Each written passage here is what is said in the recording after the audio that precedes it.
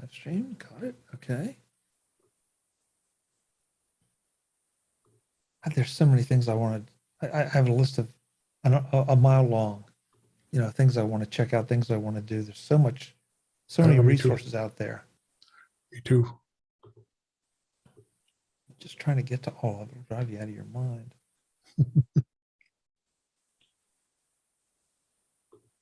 Where's the chat? There's the pop-out chat. You too. Okay.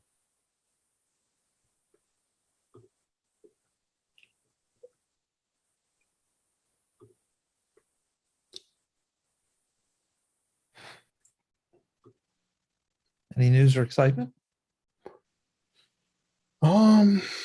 What happened? No. Yeah, that's what I keep saying. My- What happened? My support call last night was a defective docking station. Oh, Not my problem. She's in San Francisco. Can't help me. I can't help her. Sorry.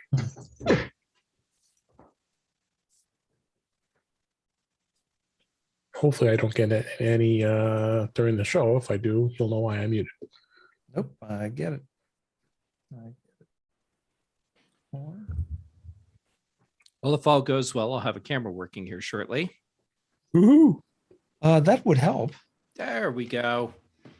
Hey, and he got a haircut even. Haircut. Wow. Like literally just before I got here. Wow. Hence my concern earlier, Chuck, when I said, am I late? Yeah. Oh, If I was on Doc's show today, he says, yo. on the door. Yo. He said, yo, Yeah. Jeff. Only Doc can say yo. It was fun too. Doc's pretty awesome. Yep.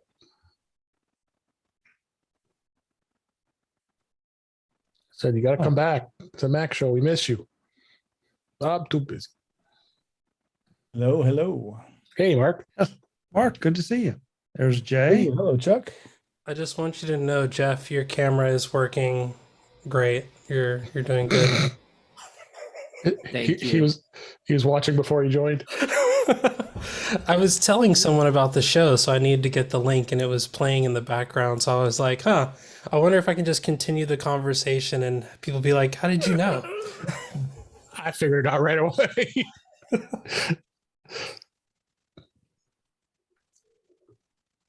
Jay, thanks for letting me know my camera is working, because Yeah. without your help, I would have been at a complete loss. And the hair looks great. Oh, thanks. I'm glad you weren't late.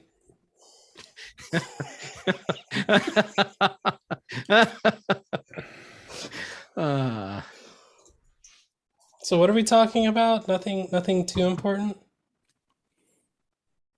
I don't I even don't think know. we I have mean, topics. ask our host. I'm just a little spaced out here. So we said we wanted to mention Steve. Oh, there's somebody else coming in. Steve who? I was like, Steve. Steve Jobs. Oh, This is, Why? what What do you about do what? now? What Steve Jobs? What this- job did this- Steve have? this is the 10th anniversary of his passing. Hmm. Did they Jim? backfill I his was job? just trying to be a butt. Yeah, I know. He's being a sparny pants. That's butt with two T's, right? Yes. Okay. Or is it butt with one T? I don't want to put a T in your mouth. It was- Hey, this is a family show. I Yeah. like tea, sweet tea.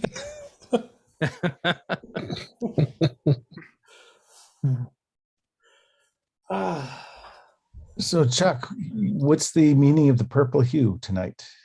oh, it's pink. It's Breast It's Cancer pink. Awareness Month. Oh, that's right. Okay. Yes. And being a Okay, big so fan now of- we know Mark is colorblind. I meant Yes. to, I just, I meant to say pink, but I don't know. I was why I said Or, purple. or maybe we just need to calibrate your display. Yeah.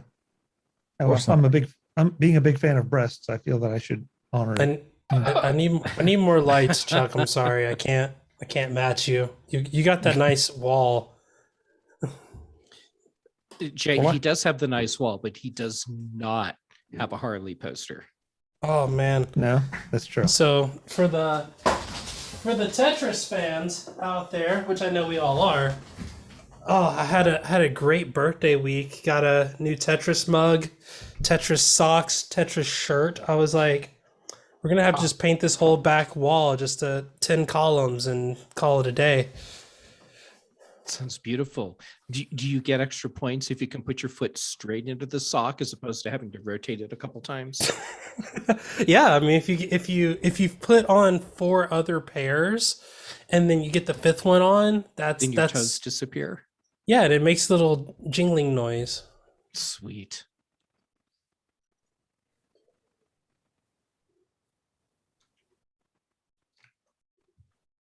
Okay. The Web in the chat room is asking everybody what's for dinner. So I I don't already know.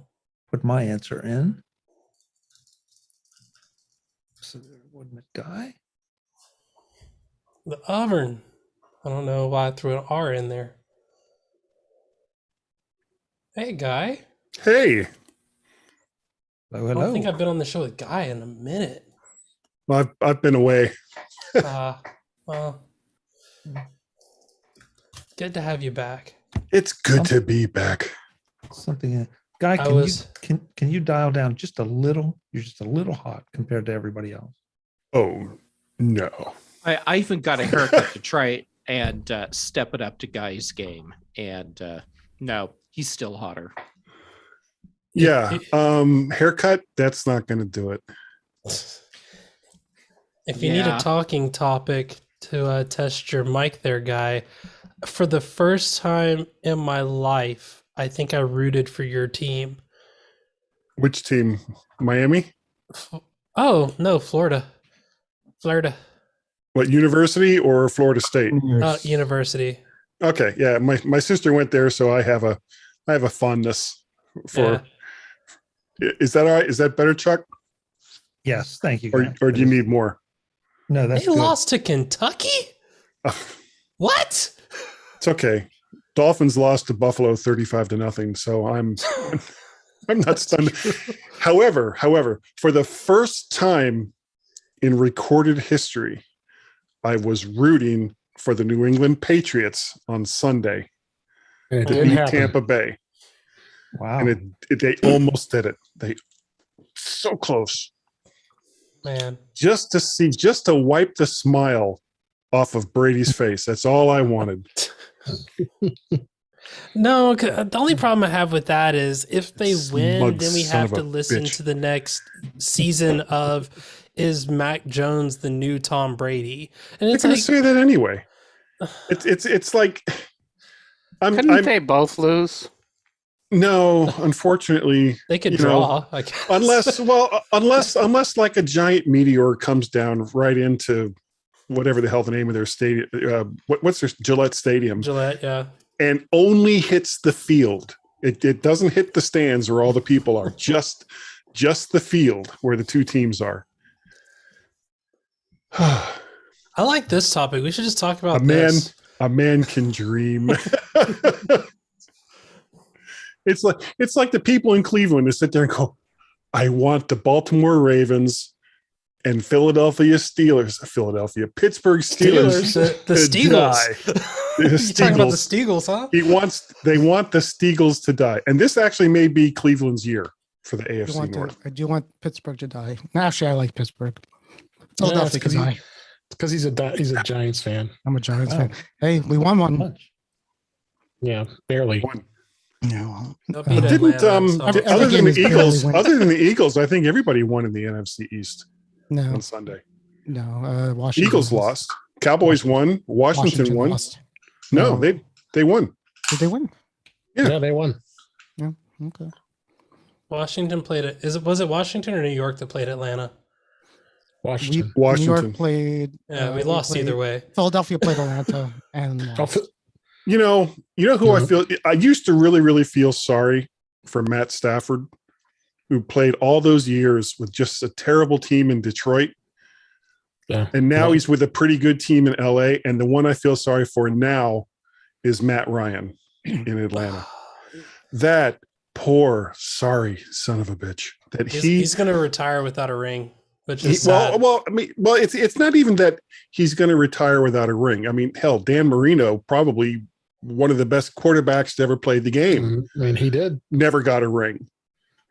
Actually, he only went to one Super Bowl, and they lost that in spectacular I fashion. Get it now. They're still the only. Chuck is so like, young. why are we talking about football? All the way up Why until not? you said Super Bowl, I was like, it's a sports thing. I don't Yeah, know it is a which sports one or what, but it's a Go sports thing. sports! Tennis. And I actually have a the Super Bowl T-shirt. of tennis. I have a T-shirt that says "Take that ball to the other thing." Go sports. I think the problem, Guy, is everyone knows the QBs that didn't get a ring that are going to get the first round buy-in, that are going to get the gold jacket. Matt Ryan Ryan's- won't. No, I No, mean he won't. he'll get inducted eventually. It'll Maybe. probably be 20 years before he's Maybe. inducted. We were there. We went to the football. The thing that so many What's people don't getting understand about inducted football mean? is that it doesn't matter how good your quarterback is. It doesn't matter how good your wide receivers or your running back is. If your offensive line is garbage, then your offense is going to be garbage. That's the Giants' problem right there. Yeah. So, If you don't have a line that can give a quarterback 3 seconds in the pocket, and almost every single quarterback in the NFL, they're all good enough to make a connection to a receiver with 3 seconds in the pocket, or they're not in the game if they the can't Giants do call that. all our quarterbacks are called verticals. To Or put in horizontals. computer They're- speak, they're all it doesn't matter horizontals. how They're looking at the beautiful sky. your screen is. If your RAM is garbage, Yeah, then your computer is dead. All right, let's talk about. Yeah. Let's get out of here. Let's go. Okay. What are we talking So- about? I don't even know what we're talking about tonight. Steve Jobs died. We have What? We have Yeah, Again? we have again. Steve Jobs. 10 we years. have- 10 years ago. 10 Just years like today. Yeah. just like Franco, he's still dead. Yeah. The big one is Britney's. the big one is Who Facebook. was We're it gonna- that did? Wasn't that Chevy Chase that did that on SNL? Yes. Okay, so One of the we're gonna funniest A things few of he us are actually old managed enough. to do. Okay. Chuck Okay. Roperman. Okay, time to go. Ah, We're gonna do. We said touch on some of the Facebook stuff. We're Mark put in the iFix a teardown of the iOS, or excuse me, the iPhone 13, and I threw in an article a little bit late. Sorry, it was late coming. About why Byod is a good thing for businesses right now. So we'll You didn't take mention whatever Steve we can get. Jobs in there. Yeah, I did. That'll be at the top. So Oh. No, you said So- Facebook. You didn't. You actually said Facebook. Then you said iOS 13, and then you said something else. But Steve Jobs. Okay. all right. Let's leave the iFixit until sometime in the future. So anyway, here we are. Hello, Warren. Okay. Hey, All right. how are you? All right, so let's do this. Hello, chat room. Thank you for being here. We have some of you here. Hopefully, there'll be more. Hello, Joe. Webb. Oh yeah, that Jay Miller guy's in there too, and so is David. All right, Oh, I'm still in there. as you are. Oh, cool. So- Well, All right. So here we go. In 3, 2, 1. Whisper. If I hadn't had my AirPods in, I might not have heard that. it would have gone in the show. Yeah. It would have made it in the show. If you hadn't had your AirPods in, you wouldn't have heard any of this. Oh, that's true That's too. a yeah. really good point. I don't. Yeah. hear everything. All right, let's try it for real. In 3, 2, 1. Hey, I Okay, didn't say know- that. Darn you, Jeff. he Darn was you, Jeff. quiet. He was quiet. Yeah, but he was leaning in. I was waiting for it. Okay. And 3, take 3. In 3, 2, 1. Welcome to Mac Voices. This is the talk of the Apple community, and I'm Chuck Joyner. Folks, this is Mac Voices Live. It's Tuesday night. It is 8 p.m. my time. It is, and somebody's beating on the door. It's 8. Yeah. You know what? We'll just start over again. Whose door is getting What? beat on?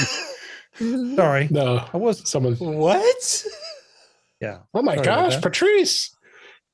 Yay. Who's that Hey, Patrice. knocking Okay, on now my it's a door? party. Hey! Come and knock on my door. They'll be waiting for you. Okay. All right, so we're going to start over again. Patrice, great to have you. Great to have you. And as guys, as usual with this, when we kind of hit the three solid rows, if you can throw in some, chat and kind of limit yourself just a little bit to the commentary so we can get everybody in.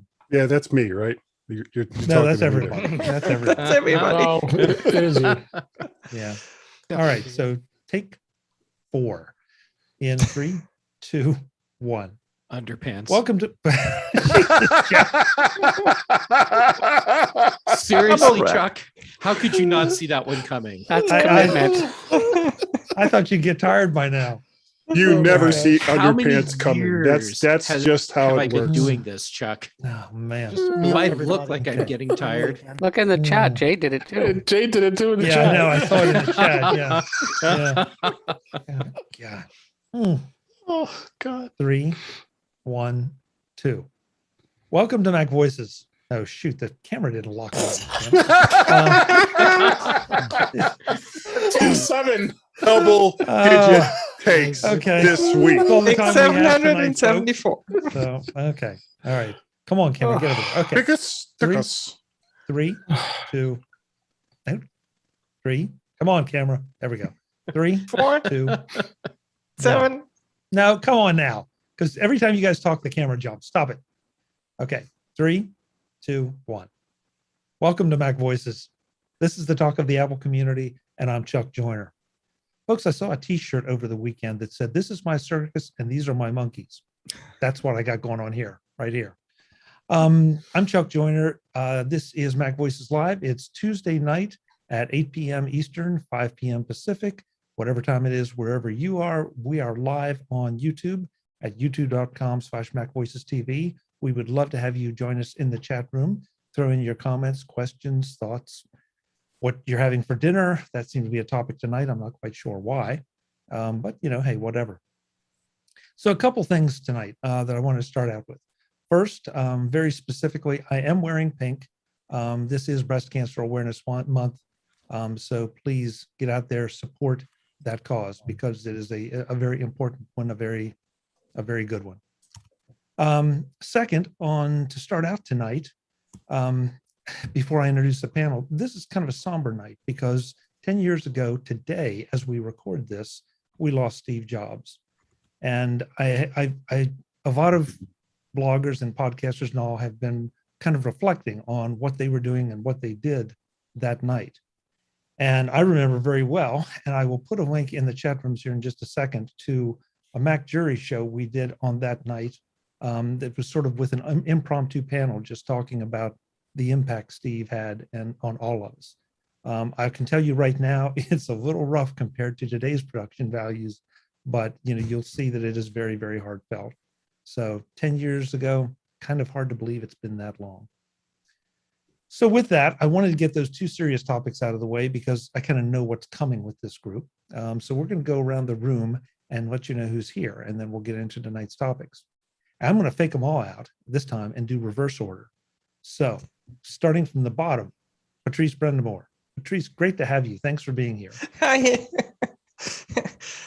A funny story. I was here about half an hour ago because I didn't realize it was like later. So, and then I joined late. So that's how it goes.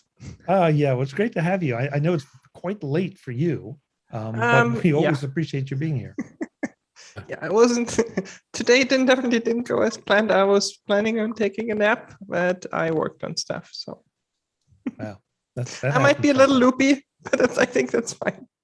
You'll fit in just perfectly. Yeah, I was with gonna this say group. that's Yeah. what's It'd be fit. Yeah. that's Nothing new everybody. there. Yeah, Nothing new exactly. there. Beside Patrice is Mr. Mark Fuccio. Mark, good to have you. Hello, everybody. It's good to be here. It's been a couple of weeks since I was last here. So thanks again for the invitation. It's always good to be here with you and the panel, and look forward to hopefully some good discussion and we hopefully missed some good you. jokes. Yeah, missed you. Glad to have you back. And as usual, you have an interesting background. Yeah, for some reason I got a piece of mail this week from New Yorker, and I scanned one of the cartoons, and another one I've had for a decade or more. About the dogs, where they say, I used to have a blog, but I gave up, and I've just gone back to incessant barking and implying no one can tell the difference. On this day where Facebook is getting roasted in front of Congress, I think it's appropriate. Understood. Warren Sklar is back. Warren, good to see you. I hope you're feeling better. Yeah, monkey number 3 reporting for duty. Okay. Yeah, now I got to get t-shirts for everybody.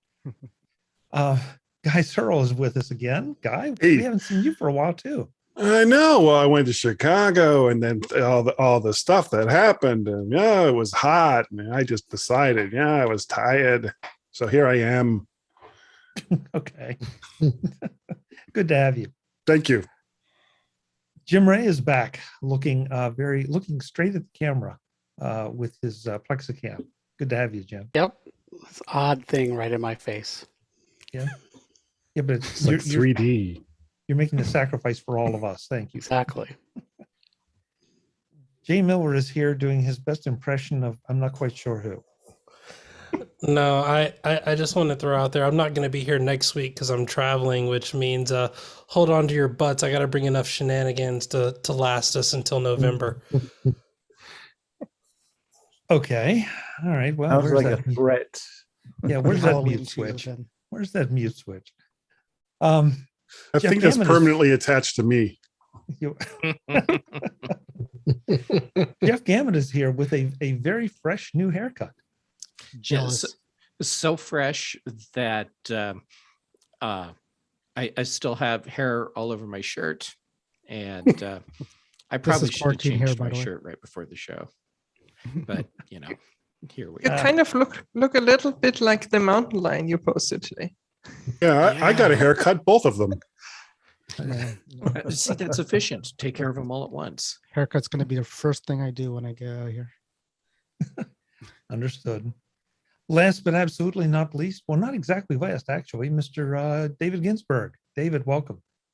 Glad to be here. It's always a blast to be here. Thanks for having me. Hey, Let's- it always is. And coming in late, fashionably late, at any second, Miss Kelly. That is trouble. there's Miss Kelly Gamont. Yeah, we're doing intros. Kelly, She made it. She made it. How are you, Hey. Kelly? Hi. Not bad. Good. Sounds a little tentative, but okay, whatever. Well, I'm not always sure. So Okay. Take your temperature, take your blood pressure, see how everything is going. Or another We'll see. drink. Drinks. So tonight, it would be almost criminal not to just touch on Facebook. Yesterday there was a major outage. Today, as Mark indicated earlier, they were being roasted before Congress in the U.S. And some of us would say rightly so. So I'm curious to see just what the group thinks about all the Facebook shenanigans over the past 2-3 days. We have a Okay. volunteer. Yeah, Guy is raising his hand. What is happening? Hi. it's like I'm trying to be good. I'm trying to be good. And you guys are just killing me here. Okay, yeah.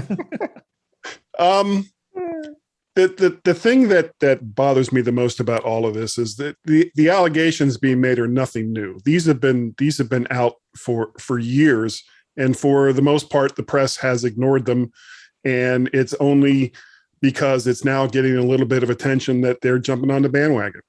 But other than that, I mean, why they don't care? It's just another story for them. It's something else to enrage people by, and that's like the whole thing that everyone seems to be upset about with Facebook. So, 6 of one, half dozen of another. I don't really see where the press gets off on acting all indignant on what Facebook has been doing when it's the same thing they've been doing for years. I'll go as resident Facebook protector. I'll say my piece and get out of here. But the bigger the company, the louder the whistleblower is going to be.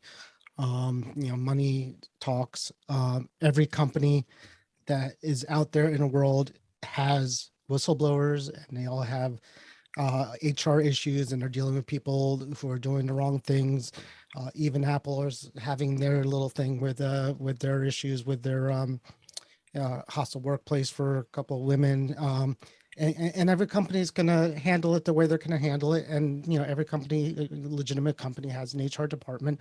My best friend, he's retired, but he worked for Merck, which is in the news now. And, he tells stories too. And no company is immune to people. People are, people could say things, in the Facebook thing, people are saying that this woman doesn't even hasn't even worked in what she's talking, she's talking about things that she hasn't even experienced at the job. We don't know, honestly, we don't know. But, let HR deal with it. A lot of things Facebook is being accused on now is exactly what Guy said.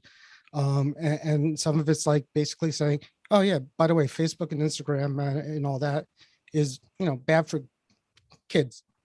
It's not even that it's bad for kids. The stuff that Facebook is doing shouldn't come as a surprise to anyone. Their whole thing, Facebook, and the whole thing with all of these the internet, all of these services is engagement.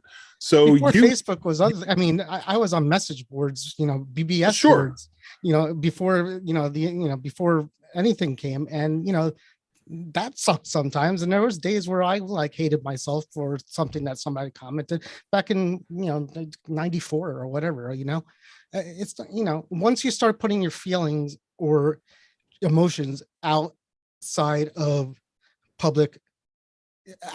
the public in any form, it's bad. And it's nothing new. It's nothing Facebook did. It's nothing MySpace did. And Guy, you posted something that's very true. When Facebook is gone, another Facebook will come. Yeah. And that's going to be life. And we have to, as humans, get used to the fact that that's what it is. And if we don't like it, don't be on it. My feeling has always been, when I die in my deathbed, am I going to say, I wish I participated in social media, or do I wish I didn't? And Warren, really quick, you said something that I want to just touch on. You said if you don't like it, don't be on it.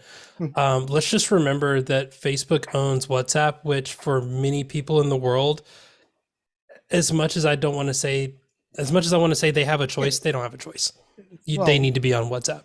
They need to be, but there's nothing stopping another company from being the WhatsApp. And I'm not on WhatsApp. Pretending that's what I'm saying. There are countries in the world where WhatsApp is more important than Facebook, and where WhatsApp is more important than like 911 in many WhatsApp cases. is not used it's not used as a social. Right. It's not social media at all. It's a communication tool more. It's a chat. It's a public. Yeah. It's a public utility almost. Like it's like a Zoom or a Skype for them, right? So it's like they're not putting their feelings out. There's no girls in China or wherever this is saying I hate life because of like WhatsApp. It's not like that. It's a communication tool, and if that went away, then that would be bad. But I think somebody else would come along and do whatever they need to do. All of these companies live and die on engagement, on getting as many people, as many eyeballs as they can on whatever content it is that they're providing. So all Facebook is basically doing, and I'm not defending Facebook, I'm not defending any social media site. They're skating not where the puck was, but where the puck is going to be.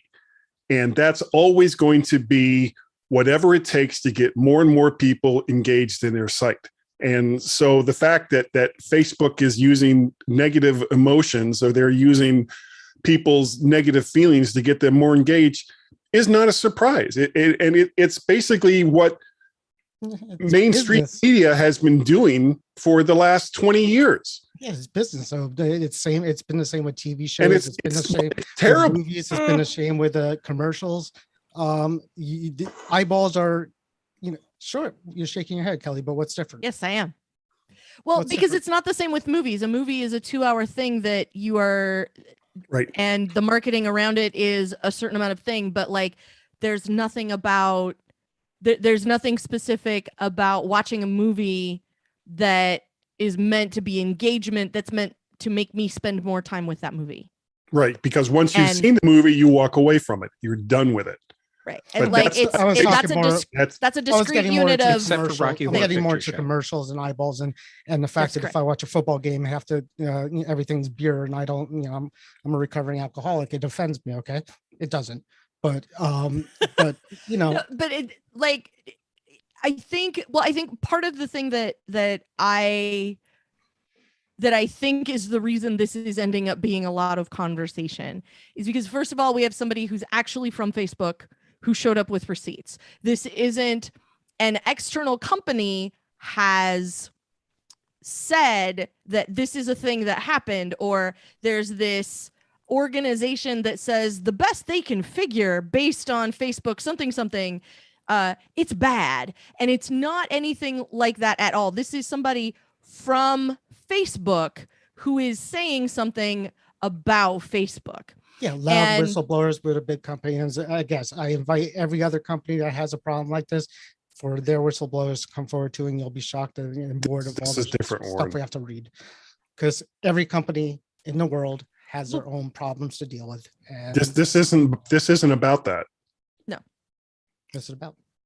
It's about an organized effort to keep people engaged using the worst parts of people's humanity and understanding that that's what's keeping them engaged. So they're playing people off one another just to keep them on Facebook. They're playing off people one another just to keep them watching CNN or MSNBC or Fox or Instagram or name your social media platform of choice. This isn't limited to Facebook.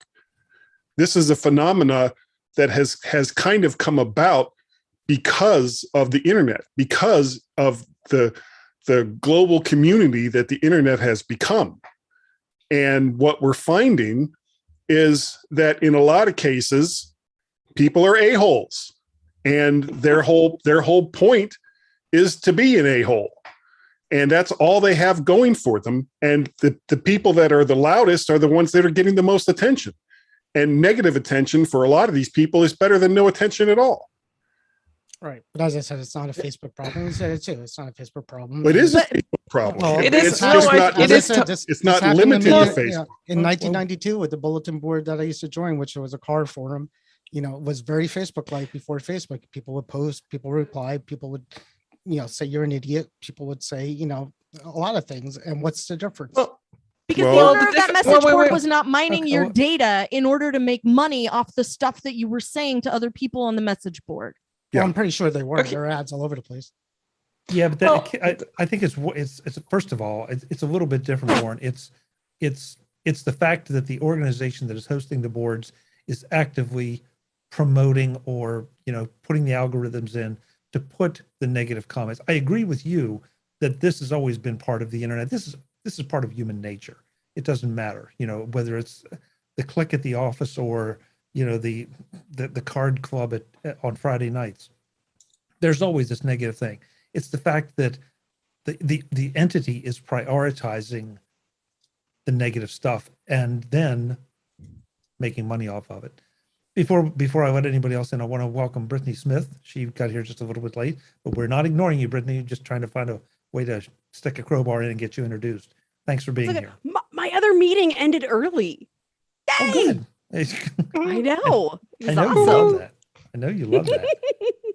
Chuck, And- Chuck, I liked the web's question in the chat about Yeah. the fact about the whistleblower. I'd like to bring up if I understand correctly, she's not liable for anything because that was freedom of information she was able to take with her.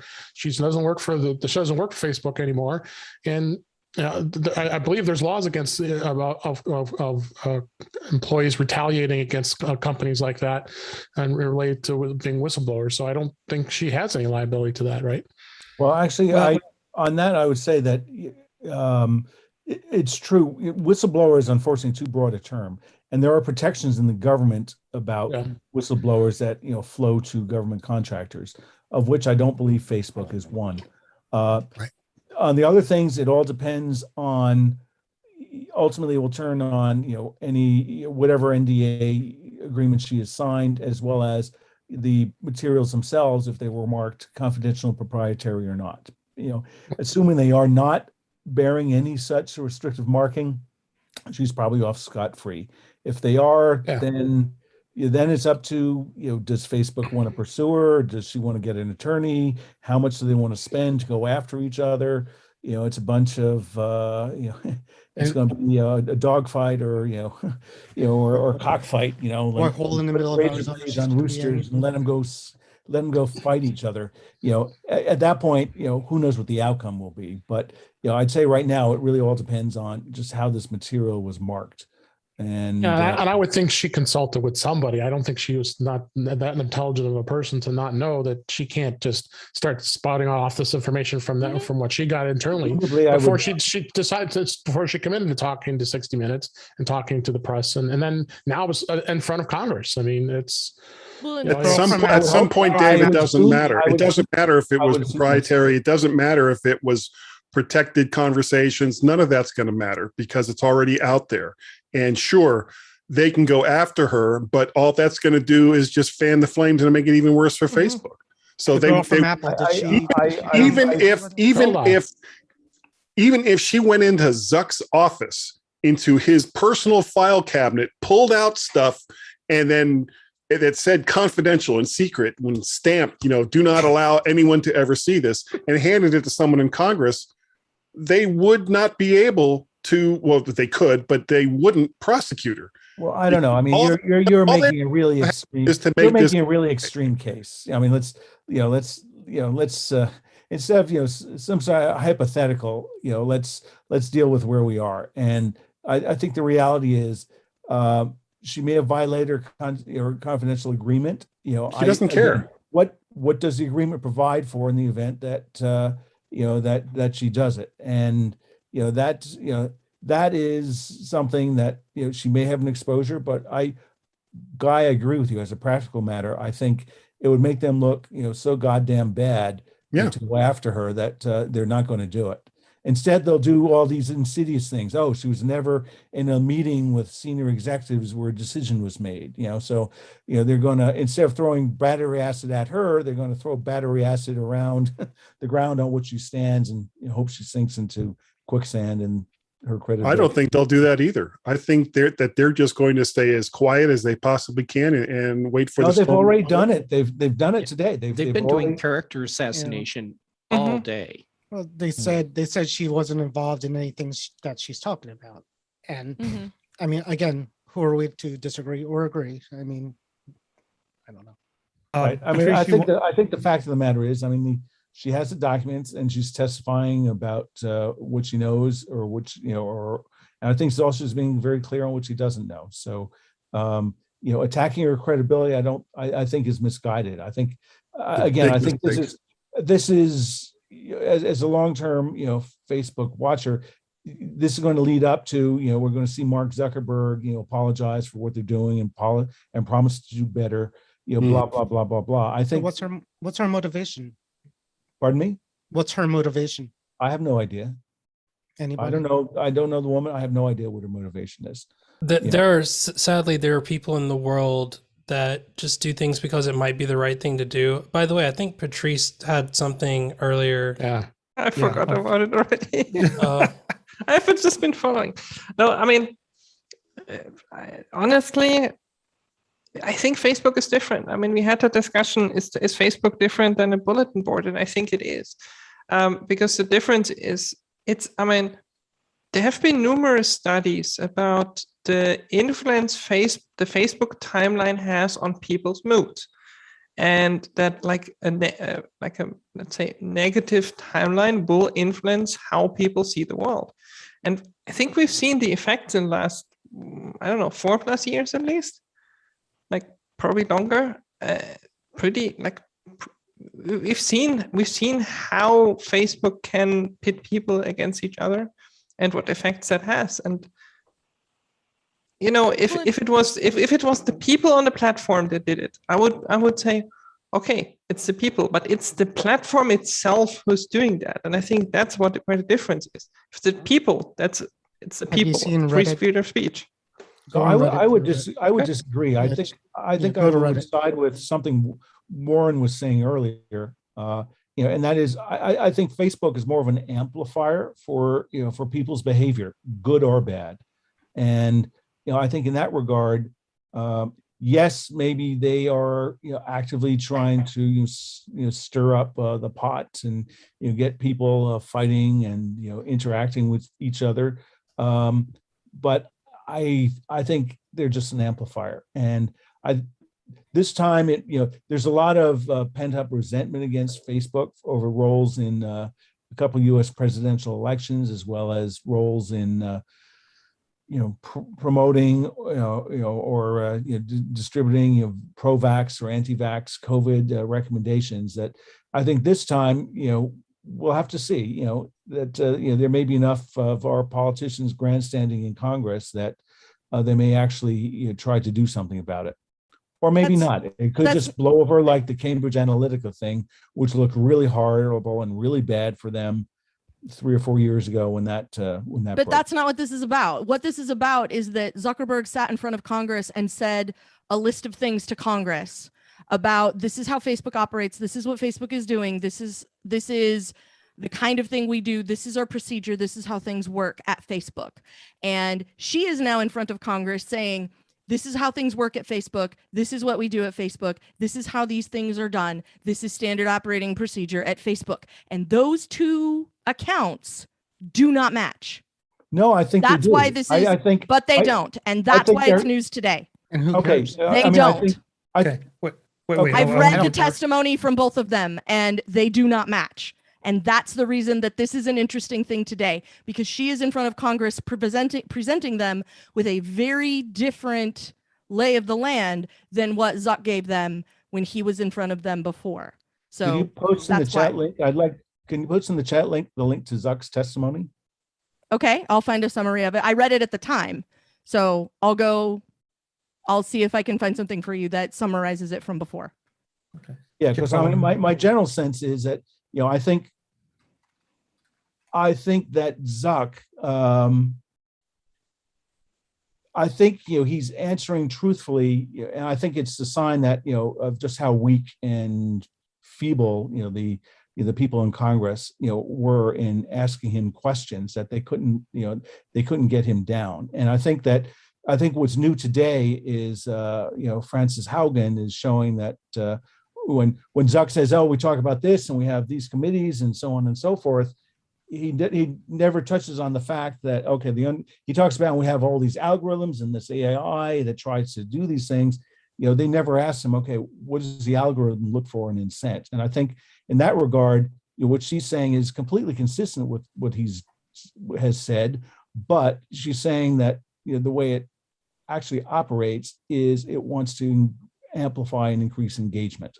And oh, by the way, that's horrible for all these other reasons. I think that's the significance of the testimony today is, it's not that Zuck has lied before. It's just that this is brand new information of a type that, even the numbskulls in Congress can understand and might be able to better formulate questions and not let him, disappear behind his boyish, we screwed up, I promise we'll do better act, which he uses so many times and has gotten away with. Okay. They Jeff, don't understand it. That's the problem. Jeff, I want you in here because I thought you summarized it in our private chat really very, very well. Yes. Hold on. I have to scroll back so that I can be eloquent yet He again. said something about underpants, but that was all. I did. Yes. Okay. Don't scroll that far back. No. Take 5. Take 5. So Warren brought up the comparison of a BBS to Facebook, which I think was a great place to start. Facebook is an evolution out of the BBS as a community platform. The big difference now is that a BBS or bulletin board system back in the day could have an impact on maybe a few hundred people. In comparison, Facebook today, which is probably a lot more accessible than a BBS was back in its day, Facebook can impact millions upon millions of people. Billions. It's Well, billions of there's people, yeah. the board I'm on is still going, and there's thousands and thousands and thousands of people. And as I said, Reddit is basically a bulletin board, and basically it's got lots of people too, and people feel bad or good depending on what they're reading on that thing. So Warren, though, you've just mentioned Reddit, and I think that's a really interesting point because Reddit ups and downs votes things. yeah, Now that and is- that's a big factor with Facebook. Yeah, and that's easily manipulated. But so But is somebody's going to Reddit have to be manipulating that? exactly. Yes, I can gather up 3,000 friends and we can push something to the top. It's really hard to do that on Facebook when the algorithm is intent on advancing whatever Yeah. is the most emotionally charged thing there. Reddit doesn't have an algorithm that says the post that says Warren sucks is automatically going to get way more reach than the one that says Warren is awesome. It has, I mean, no, but it does have the most it's- activity. But it's people And- powered, and it's up to Yes. people. I see that, and I can But- choose to interact with that or not because it went up today, and I'm looking at everything that went up today, the end. And Reddit, for all its faults, and there are many, but for all its faults, it doesn't have the thing that Reddit is monetizing is not your interaction with Reddit. It's buying stuff haven't- with them, buying through them, and etc. And I've spent time on Reddit, and that's why I know. And yeah, Reddit has some dark corners that are absolutely terrible, and I do not recommend them. But at the same time, like, there's nobody from Reddit who's sitting in front of Congress and saying this is what we're doing, and then finding out that that's absolutely not the case. The strange part is I've never seen anything of a sort of Facebook pushing anything negative to the top of my feeds or the top of my threads or anything like that. So I've never seen an example of that. Maybe I'm good at Facebook. Maybe I just stay in the groups that I'm in, and I don't post, minor things on my timeline, but I don't even understand what that means to put the negative things in your view more, because I don't see that. But you know what, Warren, that's something that I wanted to bring up before we leave the Facebook topic is because I think you can you use Facebook and not be susceptible to this stuff? Can you use Twitter and I not am. be susceptible to this stuff? And I do. No, you can't. You can You don't think do every that you day. are, but you can't. That's like if I tell you to think of a soda. Name a soda, Warren. Coke. Okay, thank you. I just proved my point by saying Coca-Cola spends trillions of dollars over the course of its existence, so that when I say think of a soda, you say Coke. You didn't necessarily go, what's my favorite soda? You didn't say Cherry Fago. You said Coke. Facebook is a platform that is designed to sit in your ear and be a worm. And it's going to give you what it wants to give you. It's going to give you what the people that give you money, that give them money, say to give you. And they're going to give it to the people that give the most money and drive the most attention. So that at the end of the day, you just shout Coke at the end. That's Yeah, I agree. if people were doing that 50 years ago with advertising. I would have said Coke 50 years ago. It's advertising. I would have also complained that it sucked then too. Well, And by the way, I'm a marketer, so I know I work for the bad people. Crystal Pepsi was a bomb. I'll tell you that much. okay, so the best example I can give you, all right, MacVoices has a Facebook group on YouTube. On Facebook. Oh boy, on Facebook. All right. I manage that group.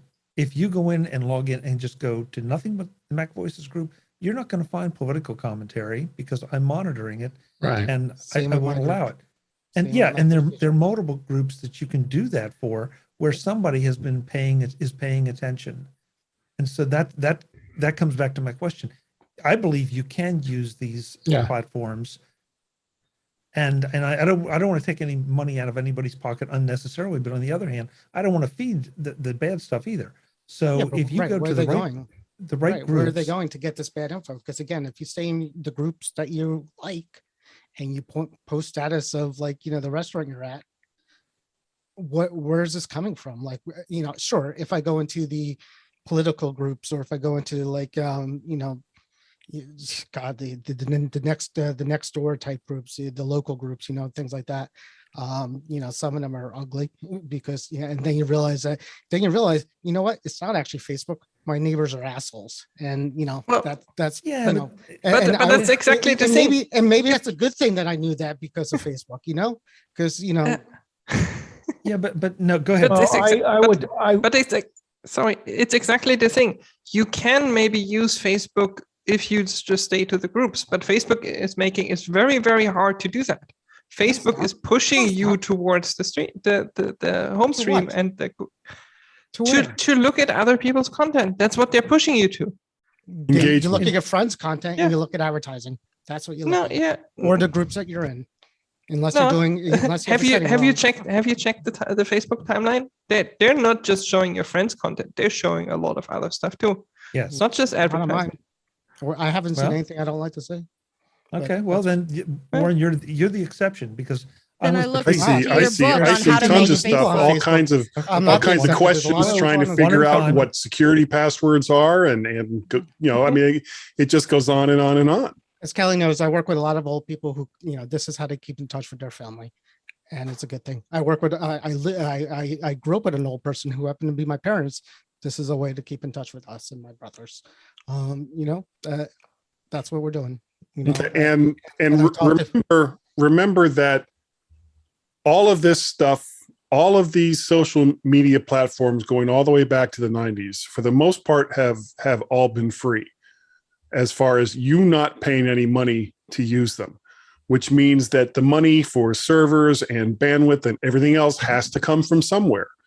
So that's what Facebook does. That's what AOL did. That's what all of these companies did.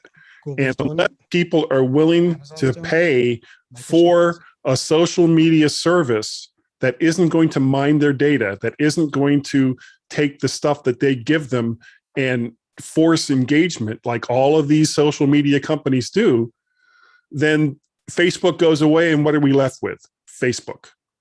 Right. And the next Facebook will be Facebook. Apple to come up, and we wanted Apple to come up with something like this, and they tried, and it failed. But an Apple-based, social network that's part of their iCloud. Well, the last time they tried that, Apple had like less than 5% of the entire marketplace, and are cheap.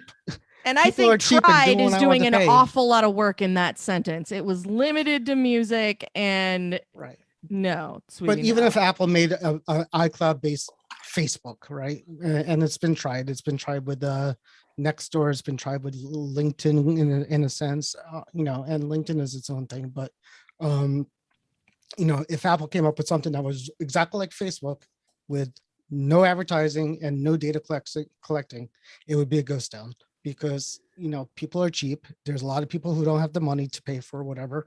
And, the world's big. And, as you said, there's countries that, live on these free apps. And this is why they use Android with these shady apps, because they, they don't have the money to spend. And they want to keep in touch with their, family and friends. That's been a great conversation. We'll be right back after this. Well, before we go, Mark wants to say one more thing, but I also want to get the chat room in here. Webb and Guy have been having a conversation back and forth, but Webb added, Reddit did testify before Congress regarding the GameStop stock trading. Mm-hmm. And he says, for the record, I'm not a Facebook fan, but I'm looking at this from a corporate perspective. And, I guess, Webb, I'm kind of with you. I'm looking at it from the corporate perspective, but also from the user perspective. And I do think, and this is not going to be popular, folks, but I do feel like there's a bit of responsibility on each of us for not maybe managing ourselves a little bit better and our use of some of these platforms. Because I really do, because I don't feel like my Facebook or scratch that. I feel like there are places I go on Facebook that are fine. The feed itself is questionable. My Twitter feed is about 85 to 90% clean and free of emotional stuff, unless one of my friends just happens to pop something off. But I don't subscribe to those people. I just don't. I avoid it. Mark, you get the last word. Yeah, okay. I would say that in many ways I agree with Warren that Facebook, it does unite people, does help families and others reach out and connect. It also does have negative aspects. I think the reality is that as a business, whether you agree with how they've built it or not, they have something that's tremendously powerful that business wants. So I don't see it really going away. I'm not quite sure what Congress might or might not do. Even in the worst case, they do something and Zuckerberg needs to resign. I think whoever will take it over will right the ship in many ways and keep the thing going forward. So it's sort of like for internet age. Again, I think both Guy and Warren have been saying, and is that people don't want to pay money for it. They want it to be free. So how does it monetize? It's either they show you ads like Google does based on what you search for, from which they discern, oh, he must be interested in an XYZ type of product, or they base it on who you know and the stuff that you're interested in, as you demonstrate to Facebook by your likes and your interaction with other people. So I think in many ways, like it or not, it's just a reflection of our own human nature. And it's probably nothing new to say that interpersonally, I don't think people would be as assholic to each other as they are on Facebook. It's just that they're just typing away at a keyboard. So they're not seeing the person across the table with them. Because and I think again it's an amplifier of bad behavior as well as good. And anonymity makes people brave. Right. And I think with that, I'm done and back to Chuck or anyone else. All right, well, let's move on. I did think that it was important to talk a little bit about this because it's been in the news, and it seems like, for the first time, or maybe for the second time, there's been some objective proof. Now we're back before Congress. Let's see if it has any effect. But at the end of the day, this may be one of those things like the financial crisis where certain entities are too big to fail, and we'll just have to wait and see. There was some discussion in the chat room about talking about Steve Jobs, and I'm all for that. And I've kind of want to start that conversation off though with Brittany, because a few weeks ago, Brittany really surprised me that Steve Jobs she knew from Pixar. She had never really paid attention to Steve Jobs as Apple, and I thought that was really interesting because she's 1 or 2 years younger than most of the panel here. And so she had a different perspective on it. So Brittany, from where you sit, I mean, now that you've heard us all talking about it, you've probably read a lot of stuff. What do you think of Steve Jobs' tenure at Apple? I've heard a lot since. Yeah. Like people have reminiscing like here, and it sounds cool. He's a founder, and a founder is different than a CEO who is not a founder, and they're different jobs, and pretending like they're the same job is not realistic for anybody involved. But I didn't know him. I mean, I didn't use Apple products when he was CEO. I mean, I used them towards the end, I guess, but I didn't follow Apple yet. So yeah, I don't know how to answer the question, I guess. Okay, well that's fine. I mean, again, it seems so alien to everybody. Well, except maybe Jay, everybody else in the show that, yeah, I'm not younger than everybody here. You would not have, well, I was saying that because of Jay's other predilections, but we're not going to go there. What does that mean? See, now I want to go there. No, go, Brittany, go. Go, Brittany. Go, Brittany. I didn't follow Apple when he was a CEO. Like, yeah, there are some interesting stories. Some of them are fun. That's some are not. Yeah. Yep. I've heard a lot of great stories about a bunch of rich people before that.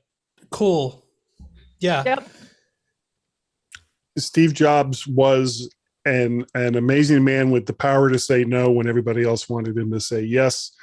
He was a visionary. I'm glad that he was CEO of Apple. I'm glad he had a position of power in tech. And I thank God every day I never had to work for him. Yes. Yeah. Yes. Right. And I came into Apple towards the end of his tenure. I was a PC user. I wasn't in the computer industry for most of the 90s. And then I came on board like around 2004 or 2005 is when I actually finally first owned my first Mac, and then I haven't left ever since. And that's what was my memory of. Well, actually, no, I take that back. The iPad, when the iPod came up, that I did have an iPod, so I guess I can count that as some influence of Apple. I always think about it because of Mac. I never really had a Mac, but I think the iPod really just blew my mind. And when Steve Jobs came up on that stage, when he showed that first iPod, it holds 5,000 songs, and that was an exciting thing that happened when I saw that. And then after that, it just kept progressing on throughout the years. And yeah, he was a very very inspirational guy. But like, I agree with Guy. All the stories I heard, we all heard is to be tough to work for him. I love the idea. Oh, go ahead, Patrice. I'm sorry. Yeah, I came in even later than David, like 2008-ish, I want to say. Yeah.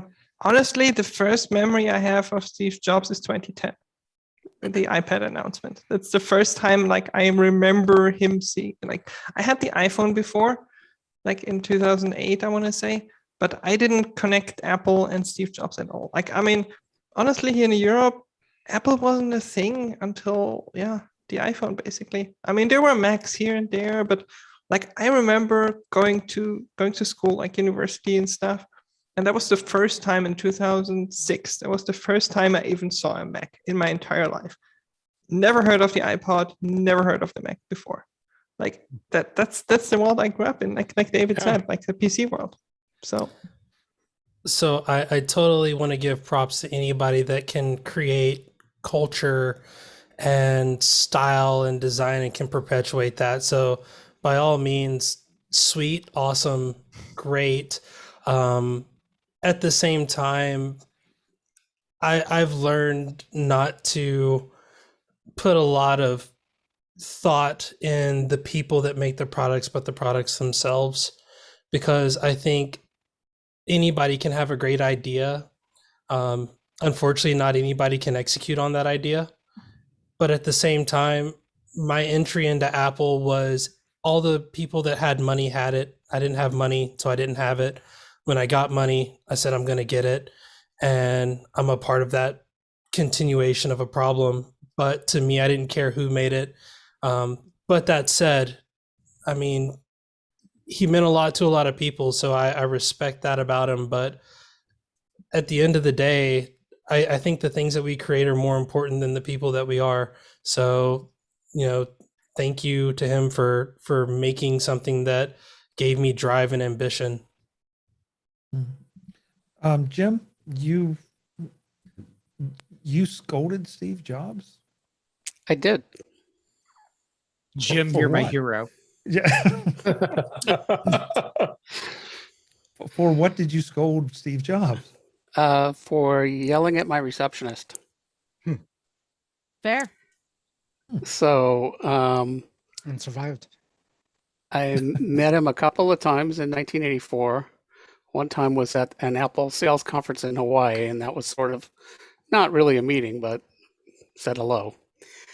And so, I came out with my first Mac program in August of 84, which was Overview.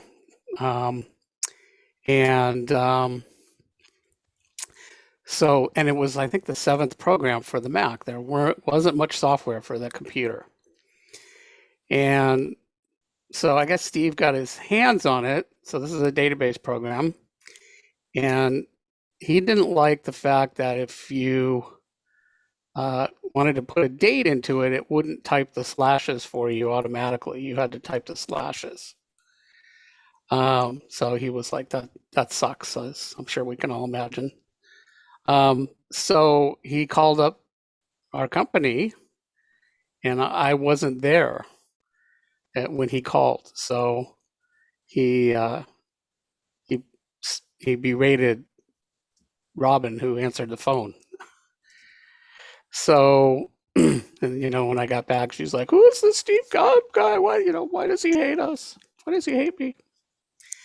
So about a month after that, I was working the Apple booth in Las Vegas for Comdex, because back in those days they since there were so few little amount of software, they used to have us, do things like that and include us in promotions. And so I was, working the booth, and he kind of came walking by, and he was going to walk past me, and I'm like, oh, I need to talk to you. And he's sort of like, what? And I'm like, hey, that wasn't cool, so if you want to get mad at me, that's fine. And by the way, that feature that you wanted, it already was put in. It's going to be in the, it's in the beta. It'll be out in January. But, in the meantime, it's not cool for you to get mad at somebody that had nothing to do with that. And he was just sort of like, oh, well, it should work that way. So, You help make him a better person. No, I don't. I was not very impressed. But there's a lot of stories later that obviously it was tough to work for, but I also knew some people that not direct reports, but a couple levels down that did work with him a lot, and they had good things to say about him. And they're like, yeah, he was tough, but if you knew what you were doing and stood your ground, he said, if you're afraid of him, then he would just eat you up. But if you knew, and said, no, you're wrong, he would be like, oh. So,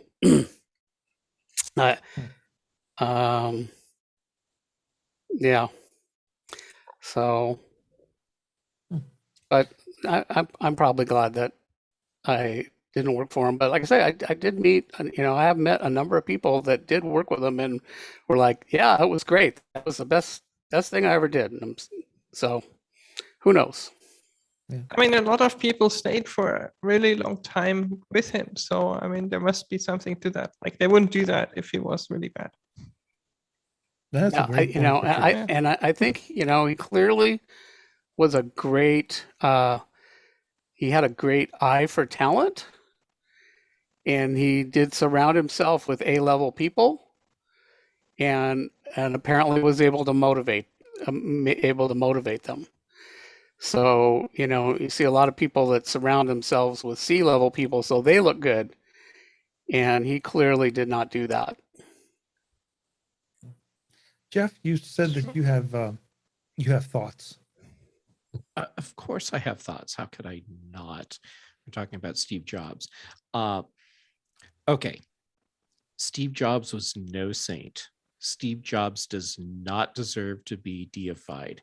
Steve Jobs was a horrible person to a lot of people. Yep. He ruined lives, and he was a bad man to a lot of people. I would like to think that later in his life, he, like the Grinch, had a heart that grew 3 sizes and became a much better person. But I never knew him personally, so I can't say.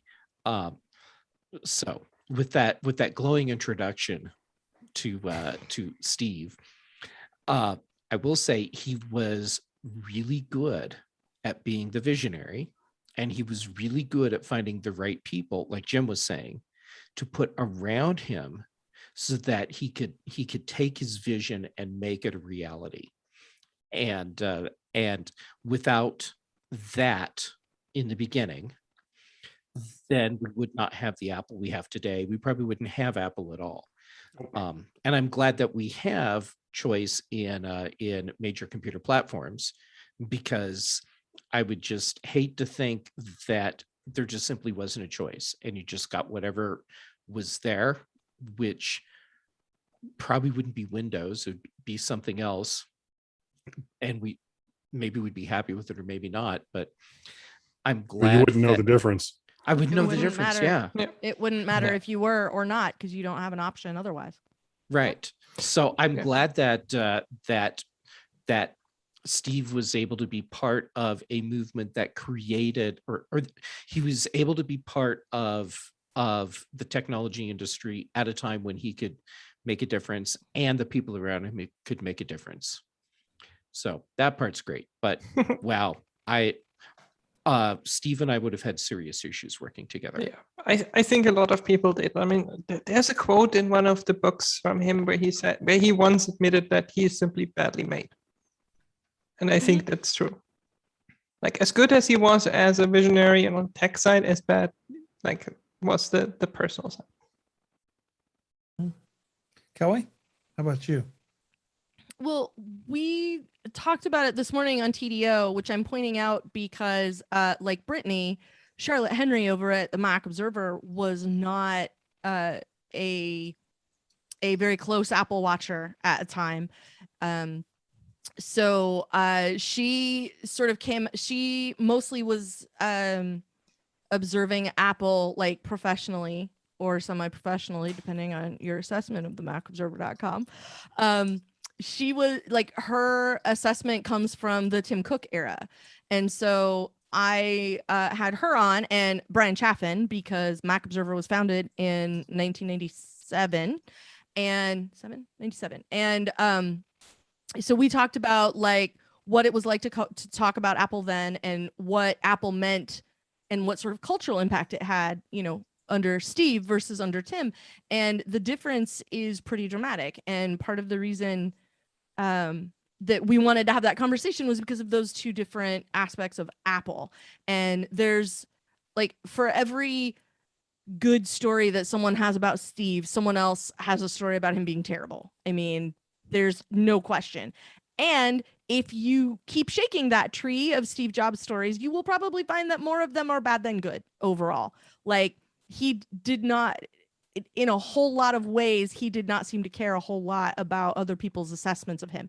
And in some ways that worked to his advantage, because it made it possible for him to do things like make the iPod a reality and things like that. But, you know, the thing I will say, I'm going to channel my inner Jay here and kick a hornet's nest. Because Jay, do you need popcorn? Will you be right back? Okay. The thing that struck me today is that because it's been 10 years, we got like this sort of orchestrated PR campaign, it felt like, because we got Johnny Ive in the Wall Street Journal talking about what great friends they were and having lunch with him every day and on and on. And then we got the little movie that they put up at the top of apple.com that's a nice thing, talking about all these nice things about Steve and what a visionary he was and all these. And we get you know, the memo that went around internally that everybody knew was going to go public, you know. So of course, when Tim wrote it, he sort of had to write it not just for the audience that he sent it to, but for all the rest of us on the outside. And I think that there's a certain amount of that feels a little bit like we're doing our best to rewrite some of that legacy and make people forget about the story of the story about the iPod being too big, and the story about, you know, shouting at somebody's receptionist, and the story about all these things that I think are also part of him. And that's not to say that like that he was good or that he was bad or anything like that. Like, I'm not making any value judgments about anybody. That's not for me. I do not ever get to be that person. I'm never going to be. So the thing that I think he did that was interesting was democratize a lot of technology that most people did not think was something that they could have in their house initially, and then in their pockets. And that's a thing that he did that no one else really ever found a way to do quite as effectively. And what Tim Cook has done with the company going forward, like, that's a very interesting conversation for another day. But because he's also been running things for 10 years, that's the other thing that sort of got lost in all of this narrative, is that Apple went from being a company where, you know, you had to find somebody who had the link that they could give you so that you could watch the live stream of whatever the Apple event was that was showing you what Mac OS 8 looked like or whatever, to where we are now, where Apple does anything that might be interesting and all of a sudden it's all over like every network morning chat show, you know. all over the country, like everywhere. Everybody's talking Totally. about whatever it is that Apple did next. And the difference between those two companies is dramatic to me. And that, I think, is way more interesting. What has happened at Apple as a company, way, way more than Steve himself. And if we're all going to have to share Steve's stories, I shook his hand once at an Apple event and that was it. And that's all it was, because their booth was across from where the booth was, where I was working at Macworld one time. And he happened to go by and I said hello and shook his hand, and that was it. And that like was my entire interaction with him. But like, I think that there's been a whole lot of cleanup of his image that has been trying to happen in the last little while. And it's gonna all, I mean, you know, people liken him to Walt Disney a lot. And I feel like, you know, the more we find out about Walt Disney, that feels like a pretty apt comparison. So yeah, in that, like in life, maybe he was not a shining example of humanity all of the time, which is what everybody wants him to be. And he kind of wasn't. And there you go. So Warren? I just, yeah. Yeah, I mean, somebody said, a bunch of people say, if you're managing a large group of people and you're not hated by some of them, you're not doing your job. Because, you know, change is what drives, you know, companies to Innovation. do better, and innovation. And people don't like change, especially the people you're managing, because they have to do more work to change. And as far as, you know, what Kelly said is, you know, people's images, I mean, everybody, you know, Alex Trebek, you're going to start hearing about things that he might have done in his life. And it's just, you know, you can't think about it. You just got to like, you know, you got to like the person for what they did and what, not what they are and who they were. But my feeling about Steve, and I'm going to go on a slight quick rant, but it has to do with Star Wars and Star Trek and the right to repair, because let me go with this. Yeah, I know. I see Chuck. So Steve Jobs at one point said he wants the future to be Star Trek. He wants everything to be little portable, solid state communicators. He wants you to talk to computers. He wants everything to basically be disposable and replaceable. You know, when the Enterprise gets destroyed, what happens? They bring out a whole new Enterprise. And compared that to Star Trek, which is a whole, you know, universe of rusty robots fixing other rusty things and ships, that's what he didn't want. So what he brought to the table was this. And what this is a thing that's not meant to be repaired.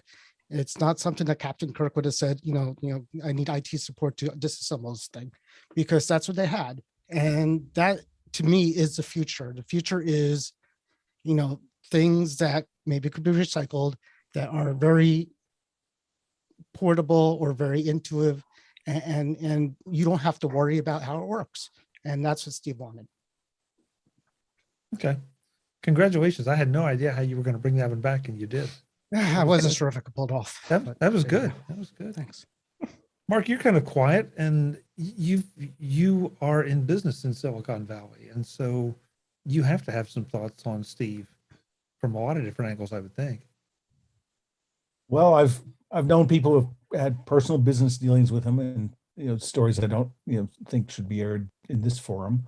But just looking at him, he had I guess a combination of good sense of being born in the right year, that he was teed up to sort of be one of the co-founders of the personal computer, of bringing desktop publishing into the masses. You have to give him credit for. Then fast forward, a couple years, iPod, digital music in your pocket, digital photography, although they may not have created that trend. Certainly they made the Mac the center of a lot of digital hubs for photography, and then video, then the phone, which is really a computer in your pocket, call to phone, which just is still 14 years later, I think, the biggest head fake ever. You created tablets, changed the way music is sold and distributed, and saved the music industry from bankruptcy, from piracy. So he's created, he's done a lot. But he has his flaws, and over time, people forget all the forget all the bad stories and things, and they just tend to focus on, what somebody achieved, and ultimately what their lasting contributions are to our world and universe. I mean, I'm sure if you go back, Andrew Carnegie had a lot of bad points, although I don't know what they were, and I'm sure Thomas Edison had a lot of bad points, although I don't know what they were. But when people look back in time, they Go get your lunch. I can fill you in on Thomas Edison. See, that's what I mean. Over time, people tend to look Jim's on secretary too. what people have contributed. So, certainly in the Valley, there's all sorts of other industries that either he may not have developed, but he certainly was pioneering a lot of new things. And certainly he and what was it, Mansfield, Bob Mansfield, Chuck Mansfield, they really made a dramatic turn in terms of how consumer devices are constructed. While everybody in all the Harvard MBAs and everything out there was saying componentization and commoditization and blah, blah, blah, blah, blah, these guys had the deep insight that no, if you make everything on a single die, it can get faster and less expensive, and you can capture huge margins, and you can make better products. So, it's been quite a while, I think, since we've heard about, the holy god Clay Christensen and his disruption theory, because I think clearly Apple showed that it's not a universal theory that applies across the entire universe. And they've certainly revolutionized, and you can see it now, ultimate tribute, right? Imitation is the highest form of flattery. Microsoft with their Surface is imitation, is flattering, just like they did when they stole the interface to the Mac for some of the original products. So yeah, it's been 10 years. I don't think anyone cries uncontrollably anymore that he's gone. The whole universe is seeing that Apple can flourish without him. So now it's just a matter of, okay, it's October 5th. It's an anniversary date. Let's move forward. Yeah. And you're right, Mark. I don't usually spend much time, or try not to, on the show looking back, but at the same time, you can't deny the accomplishments, and you just very eloquently went through a bunch of them. And there are others that you can throw in there. I think it's really interesting that our previous discussion on Facebook was talking about all the highlights of negativity and why we hate that. And then, at least some of this discussion, was about some of Steve's personality challenges.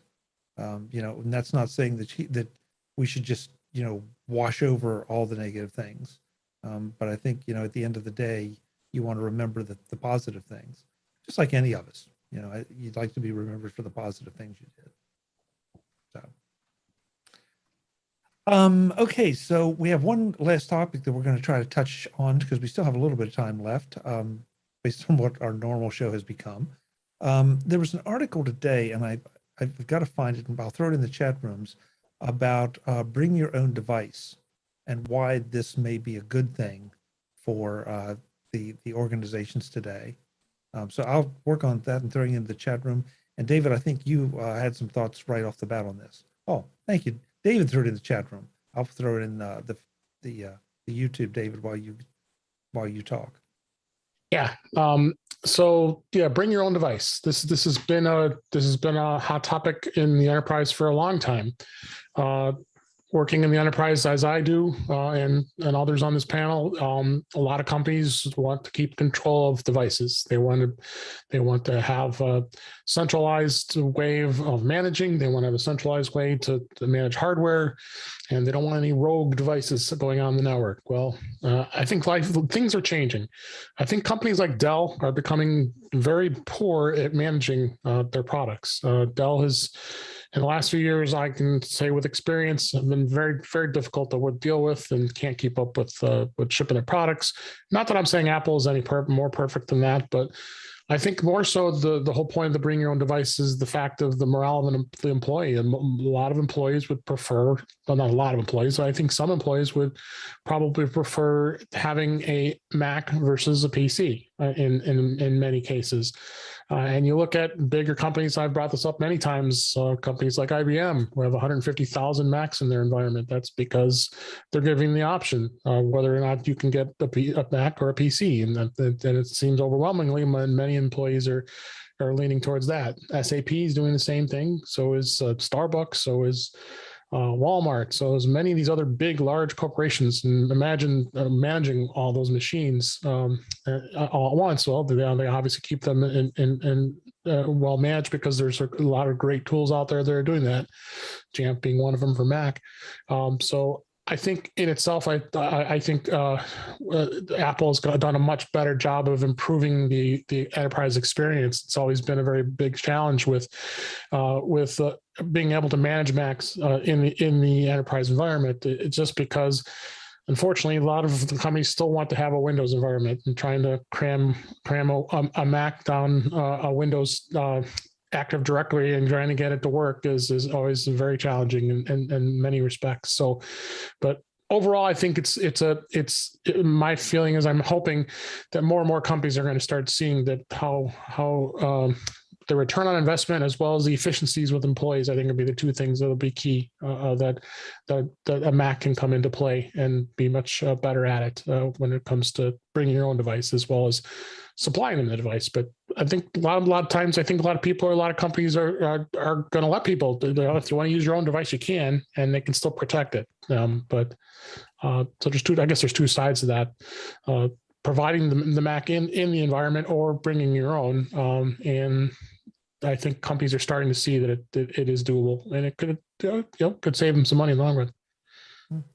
I just threw a second article into the chat too that I think we had touched on it a couple of weeks ago. That 89% of employees would take a pay cut to choose their own work device, which I think is just stunning. Patrice, you have some thoughts in this area. Oh, I do. I mean, David talked a lot about Macs, but bring your own device doesn't mean bring your own Mac. Like, it can be any device. Yeah, I mean, it can literally be anything. And I think that the reason why this is happening is more and more people are bringing their mobile devices to, or have been bringing their mobile devices to companies, like for the last couple of years already. And I think that the companies had to deal with that somehow, because people didn't want like the corporate phone. They wanted to just use their phone. They didn't want to use the corporate tablet. They just wanted to use their tablet, whatever it was. So, I mean, it makes sense in one way. It doesn't make sense on another level, because I think there's still something to say for having the option of having a dedicated like corporate machine, whatever it is. You should have the option, like what IBM has been doing, or what a lot of big companies are doing, where it's like you order whatever you want. Like, here's your budget, go order. Apple has been doing a lot in that area. Like, I mean, they nowadays have MDM solutions. They have like, you can have a corporate like Apple store, basically. You can go in, and that's something Apple provides in the business tools. You can go in and basically allow your employees to order Apple gear directly from them, and it comes pre-configured. Stuff like that. I mean, it's I said, it's a lot of small changes that are now coming to the point where everything is opening up. And then, I mean, last but by no means least, don't forget the M1. Right. I think, and I see that in my company, a lot of people are seeing that Dell and all the others are way behind, and Apple is jumping ahead with the M1. And that is pushing a lot of companies to reconsider, including ours. Yep. Jeff? Patrice hit on what to me is an important part of the whole bring your own device thing. And okay, so first, bring your own device. I don't like the idea of bring your own device, because now the company is expecting me to buy my own equipment to support their business. Mm-hmm. And now they're going to impose on me and my personal equipment their company policies. Yep. Bad. No, don't like that. Yeah. What I like is what Patrice brought up, which is choose your own device. And the company buys it, the company owns it, but you got the device that's actually best for you so that you can be as productive as you possibly can. That's the way that I like to see it happen. If I was running a corporation and people were bringing their own devices to do company work, I would be concerned about how well protected that device is from malware and or any other sort of a penetration attack where someone could get into the company's servers through this device that the company doesn't own. And I mean, let's be honest, you cannot tell your employees, don't look at porn on your own computer that you're using for work, because it's going to happen and you're not going to be able to stop it. And do you really want to have that personal computer, the data from it getting subpoenaed for some court hearing at some point? And now you, as the employer, are having to explain why you have an employee that was incessantly on not wearing pants onlyfans.com. Let alone the issue that you don't know how old the device is or how well managed it is. Like, I mean, it might be a 8-year-old MacBook Pro that someone is using as a football all day. So It really do you want depends on that? device. Yeah. It really So depends on what choose your own device you're device. talking about. That's the way to go. Phone, like in my company, we let them use their own phones, but computers basically not. So I mean, it's a lot harder to manage like laptops and desktops because, like what you said, it could be an 8-year-old piece of junk. I mean, we don't want to support that. In the IT field, I don't want to support that. If somebody brings an iPhone or Android and it's fairly recent, you put the MDM on it, you put a profile in there, it's pretty good. So I mean, there is, people say there's less cost, but I think it depends on what device you're talking about. Mark, I know you got to go, so I'm going to say thank you so much for being here and contributing. Where can folks find you? Okay, thank you. Our internet is just frozen. Yeah, you're still alive. Simplest place, Twitter at MARK Fuccio, FUCCIO, all one word, lowercase. So it was great. Hope to look forward to joining you again all soon. Have a Great. good time, everyone. Great conversation. Thanks so much. Thanks so much. Kelly, I wanted you to get in here. Yeah, so hashtag day job. Much like David, this is a thing that I spend a lot of time on. And the thing that the BYOD conversation brings up, first of all, bring your own device and choose your own device. And companies that are making Apple hardware available as an option for that thing that you need to do for them is a very, very different conversation. Part of the reason for that is the amount of management that you have, like Jeff was pointing out, on personal devices. And one of the things that I think needs to be pointed out is that if you have your work stuff on your personal phone, then when are you on vacation? When are you off work? And so there's a reason that there is a reason that when I got the job I have, my company offered me, would you like a separate phone or do you want to use your phone? And I'm like, no, I will have 2 phones because then I can put that one down when I'm not working and I can be not at work. And I can draw a nice fat line between me and my work hardware and call it good. And I appreciate that. And just like all the other things that people pointed out, like we don't know what device it is you're bringing if you're bringing your own device.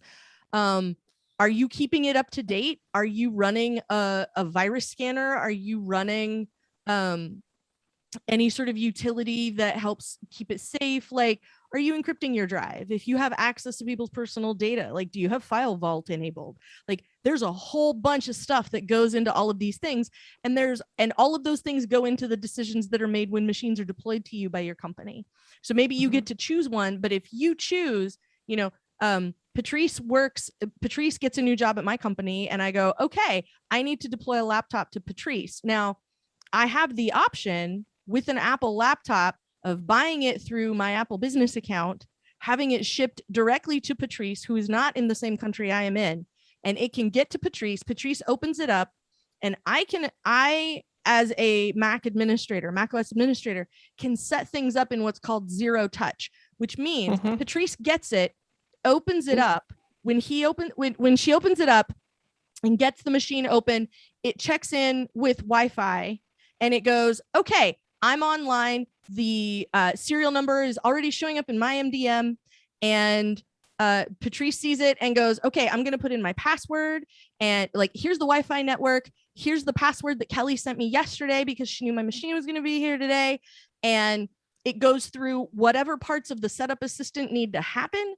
And then it authenticates on my end, and the MDM, maybe it sends me an email because I'm plugged in like that, and says, hey, Patrice's laptop just checked in. You may want to go say hello. And then I can be like, okay, I'm going to wait and see if Patrice has trouble with Slack, because every once in a while somebody can't get to email or can't get to Slack or something. So I can send Patrice a note and be like, hey, how's it going with your machine? Everything fine. And we can work it out. But like, I'm optional in that equation. Like, I don't have to be there, because it gets to Patrice.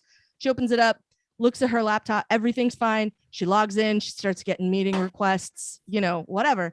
And there's a way to do that with an Apple device effectively, and there didn't used to be. And so making it something that you can do on a remote scale, on a remote level at scale, is very nice.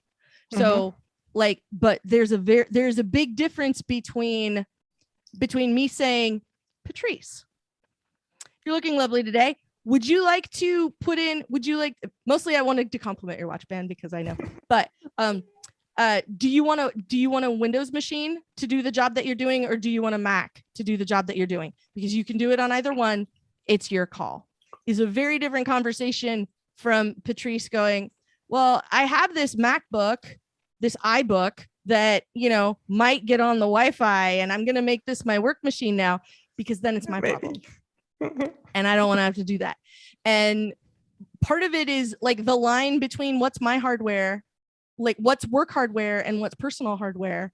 And that should be a line that we're still drawing, and we're not. And a lot, and particularly the pandemic and forcing people home and all that sort of stuff has like forced the issue a lot, because a lot of people are working from home. Like, I couldn't bring my Dell desktop machine home with me. So I'm just sort of trying to get by on the laptop that the kids were using, or whatever. And like, and it's a nightmare. Like, as a person who has to support whatever the organization has, like, if what the organization has is rough, then that's difficult. And particularly if the organization isn't interested in keeping any of those sorts of things in place. I had a conversation with somebody recently who said, hey, I got a new work phone. Check it out. I got an iPhone 12. Because this was earlier this year. I got a new iPhone 12 from work. And I'm like, oh, okay, well, do you know what? Because I know it's a person who talks to people in IT. And I'm like, okay, so what, do you know how they're signed up with MDM? Like, did you have to put any profiles on your phone or anything? No. Okay. Do you have to have like a managed Apple ID to use that with your work stuff? No. Do you have any idea how much sleep I'm going to lose over the fact that you're carrying around a phone with company data on it that just anything? Well, why? And I sat down and rattled off like 10 different ways that this was a terrible idea that was basically going to end in that company going out of business. And they were like, I didn't know you were so devious. And I'm like, here's the thing. I'm not. This is me not trying very hard and finding all of these ways that this is a thing that is a terrible, terrible idea. Number one. Number two, somebody who is good at this has 50 more of these ways to do terrible things with the data on that device that you don't know anything about and you will never notice. And that's where, and right. And now all of a sudden, everyone else has, whatever. And that's where it's a problem, is because I can't enforce. If Patrice does manage to get that creaky old iBook on the Wi-Fi, I can't enforce any kind of policies on somebody's personal device to make that stuff happen. And nobody's going to like that. Nobody's going to want me to. Patrice shouldn't have to have me enforcing some sort of passwords or file vault on that machine or anything like that, because it's Patrice's personal machine. She doesn't need that kind of grief and heartache in her life. She's already on an iBook, for crying out loud. Like, cut her some slack. So there's a whole bunch of ways that the BYOD stuff is terrible. If you can silo it off, I do know people who, instead of having a work phone, like, I only get work email. I can't use any of my other work tools, and my email is sectioned off in this own little app, and I have to have a special profile installed to do that. So that if somebody needs to get a hold of me, like I'm on call or something, like, this is a way that people can reach me if it's super urgent, but that's it. Like, I can't do anything else on my phone. I'm not allowed to do anything else on my phone. There's no capacity to do anything else on my phone. That's awesome. Like, if that's the thing that you need, that's okay. Like, I can see where maybe that's a thing that, like, you might need in the off hours, or, you know, you're a reliability person. Like, you know, maybe you're an admin in charge of a bunch of Facebook servers, just to take it back to the beginning of the conversation, and somebody really needs to get a hold of you right now.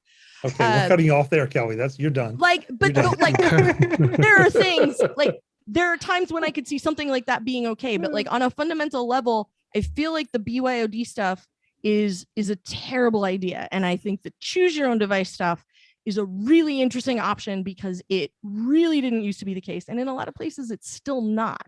Let's go back to printers and passwords. Printers and passwords. Yeah. Guy, that's a whole other podcast, Warren. Not a whole other show, a whole other podcast. What boils Kelly's blood? Yeah. Guy, I wanted to, you know, I know you've talked a little bit about what you do for work, and you're free to reveal as much or as little as you want to here, but that's Tell it all, Guy. Tell it all. Tell us. That's got to be a big issue in your world. Yeah. I actually just recently bought a Samsung phone to use at work, because I didn't want to use my iPhone at work. Oh, I didn't want to use my personal number that all of my friends and family call me on, and have the rest of the organization that I work for also have that number. I don't want to get too much into it, but we do have a secure environment that anyone can not anyone, but anyone with the proper credentials can log into and get access to a certain amount of material that they can use to get their job done. Is it a perfect system? Certainly not, but it's good enough for probably 90% of the people that need to do their job from home because they're not allowed to come into work.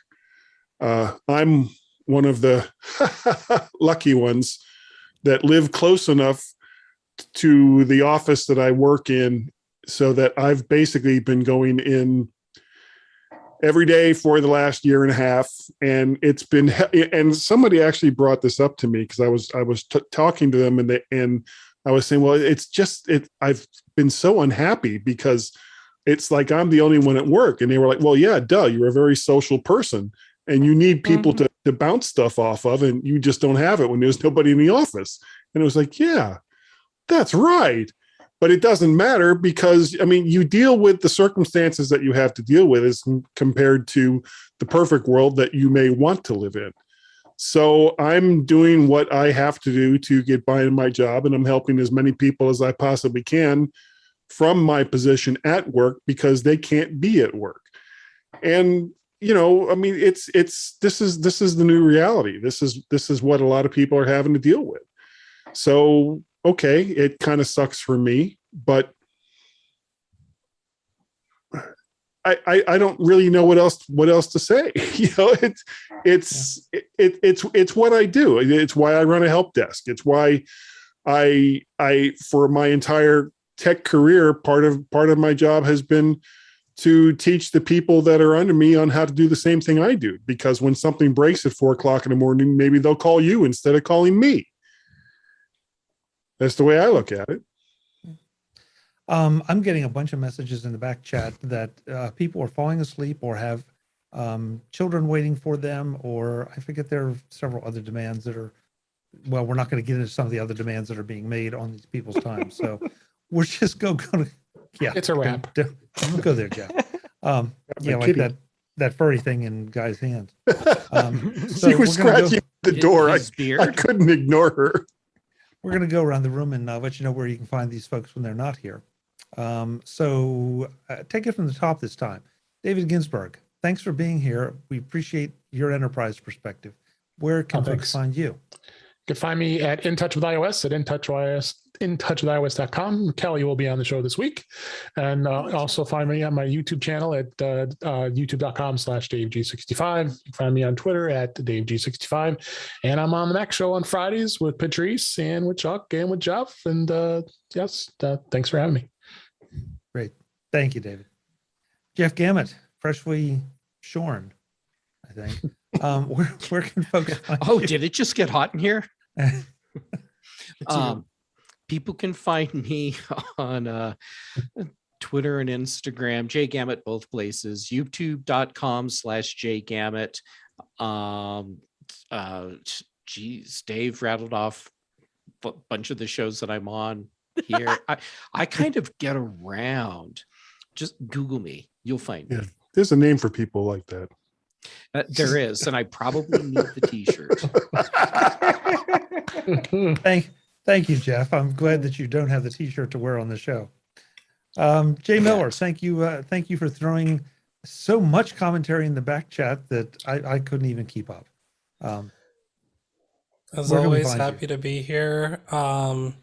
Relay.fm/conduit. If you like how I talk when I'm angry, you'll love it when I talk happy and all positive. That's the show for productivity and positivity, folks. Also, I know October is Breast Cancer Awareness Month, which is super important. It's also ADHD Awareness Month. So if you have a friend that has brain troubles like I do trying to finish this sentence, just let them know, hey, I see what you're doing and I appreciate it.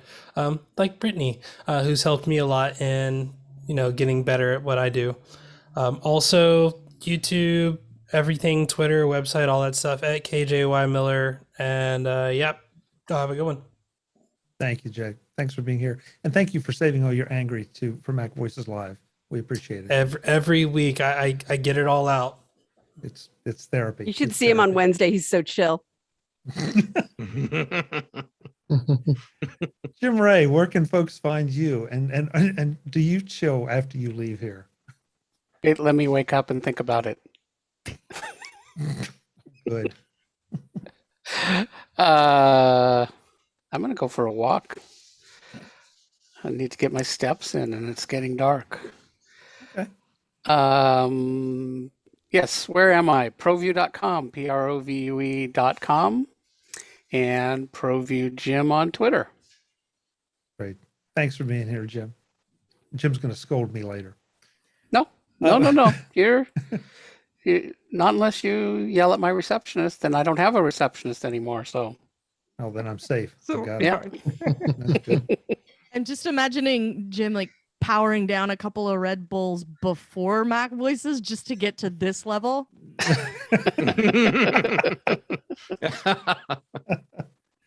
The man with cat in hand, Guy Searle. Yeah, Thank you for Kismet being here, at Guy. kismet.com. No, I'm kidding. Podcast at vertshark.com. Vertshark.com is the website.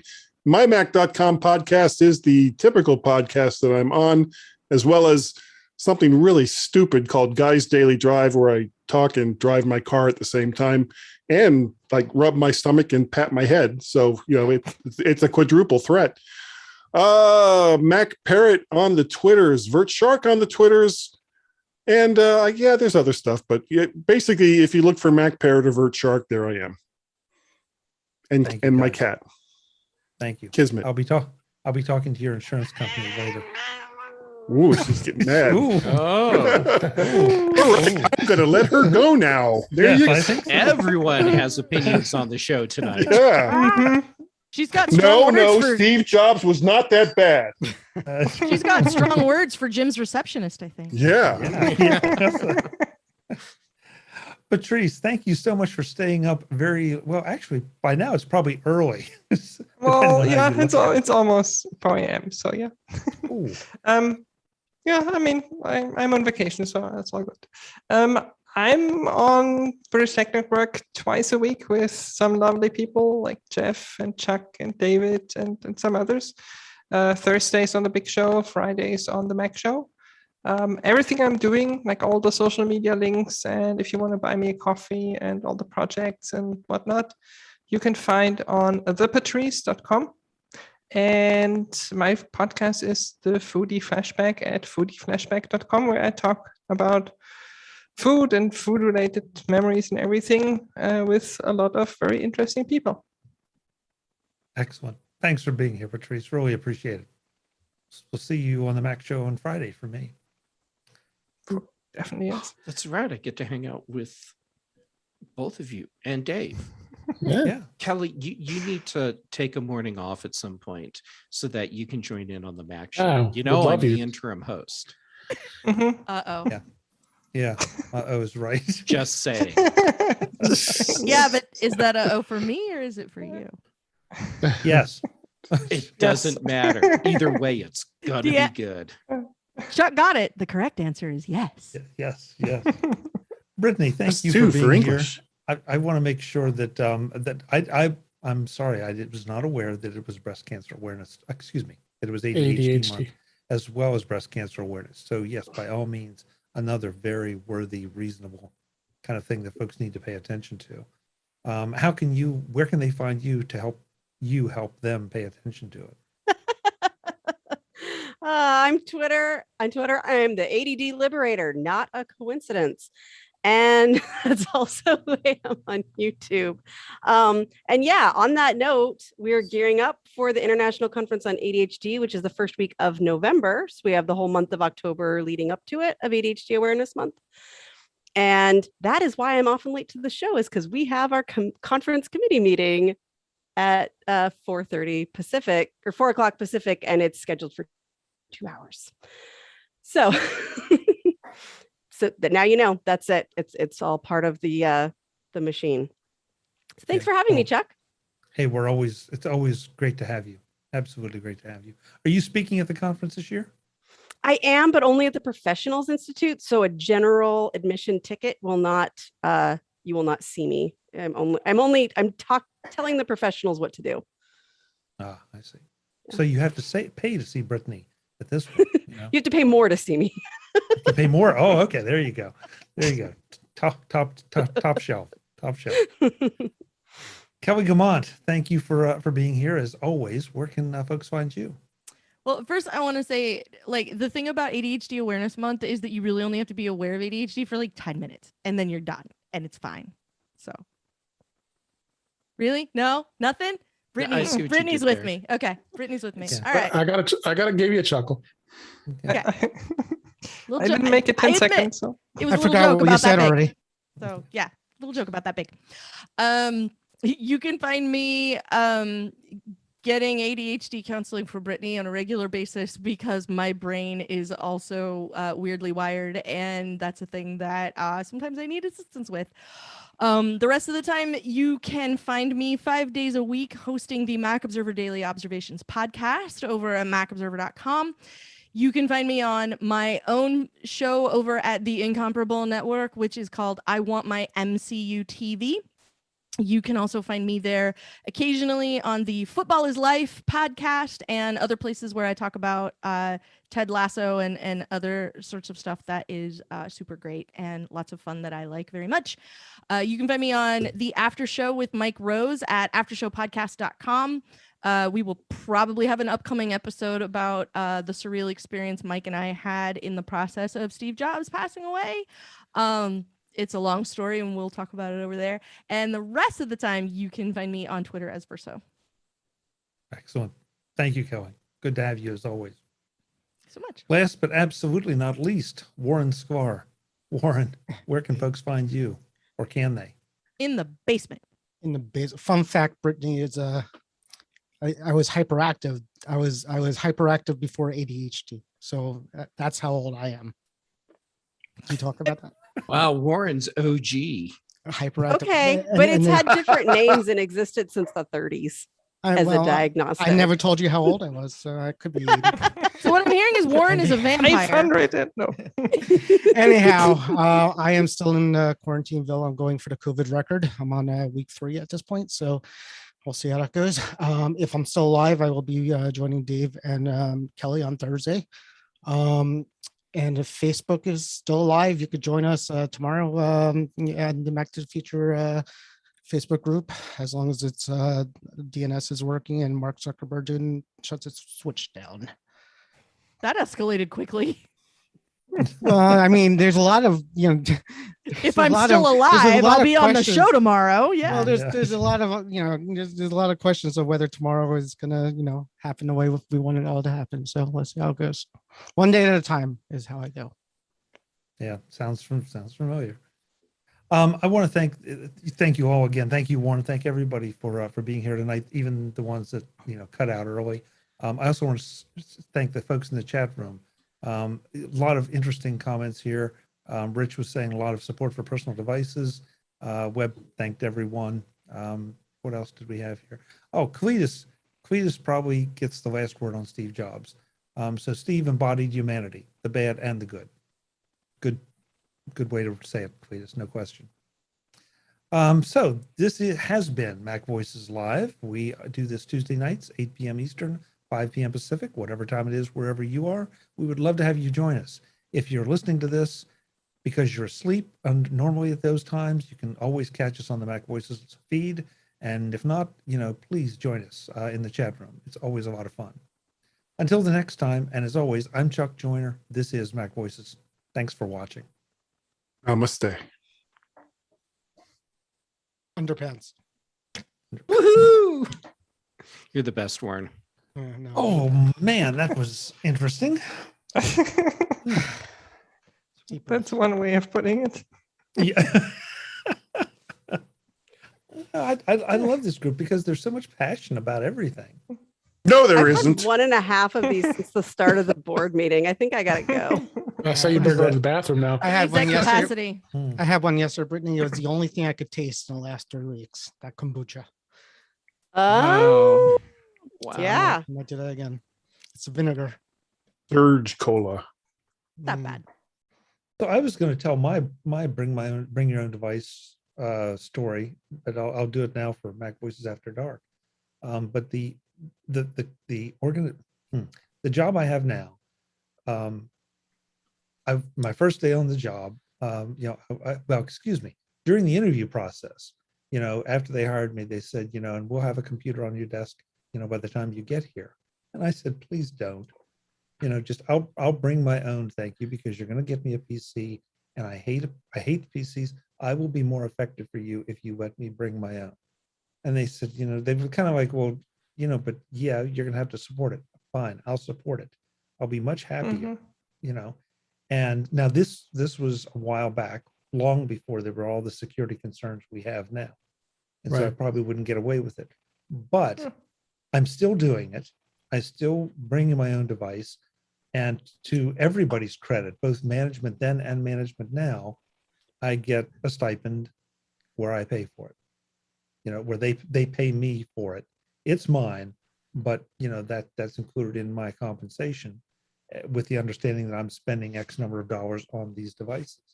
Right. And so, but I think Nice. that was a great discussion tonight about, all the concerns and issues back and forth, the difference between bringing your own device and choosing your own device. So I thank you all for your perspectives, because they're all good points. You can't argue with any of them. Nope. Depends on I'm a nightmare for my IT company, because I'm actually a consultant for the company I work for, and I bring my own Mac, or sometimes I'll bring a Windows computer, upgrade to the beta of Windows 11. But I have Active, I'm an administrator of Active Directory, because I do the IT. So they probably don't like me that much, because. But what I was putting in the chat room with Kelly said, a lot of companies now will let you just bring your own computer and get onto like a guest network, and then remote desktop in, or Citrix into like their systems at that point, and then you're kind of getting one company I worked for was Amazon Web Services. You got a Windows desktop at that point too, so that's how you kind of get around that. more or Yeah, less. the hardware issues. It's a hardware, but from a software perspective, it's they segregate you off, and then you basically will open up like a Citrix or remote desktop connection to wherever you're going on the server. Hi, Britt. Bye, Brittany. Brittany. Hi, Brittany. Actually, I need to boogie too. So Okay. everybody Yeah, have me a great too. night. I do Hopefully as I well. will see you next week. Okay, sounds good. I need to go as well. Patrice, Bye. Tim, So- thank you guys. We'll see Thank you you. later. I convinced my wife to get an iPhone 13, so I got to order that for her because it was out of stock this morning, and now it's in stock, and she's sleeping. I got to wake her up. Giddy up. Yep. See ya. Okay, and now Dear, all those bye. people are gone. Now we can do the real show. Yeah. Patrice, Welcome to it is- MacVoices Live. Patrice, Yeah, it Patrice. is so nice to see Yeah. you. I don't get to see you nearly enough. And I know it's Yeah, because I that's don't true. take Friday mornings off of work. So I just want to let you know how happy I am that you are here because I'm Me too. always delated to get to talk to you. And I don't get that Me too. chance I was so nearly happy when enough. you joined. I It's was only so an happy when you hour. joined. I It's was only like, an hour So on was I. Friday. I sacrifice an hour on Friday. You could do it.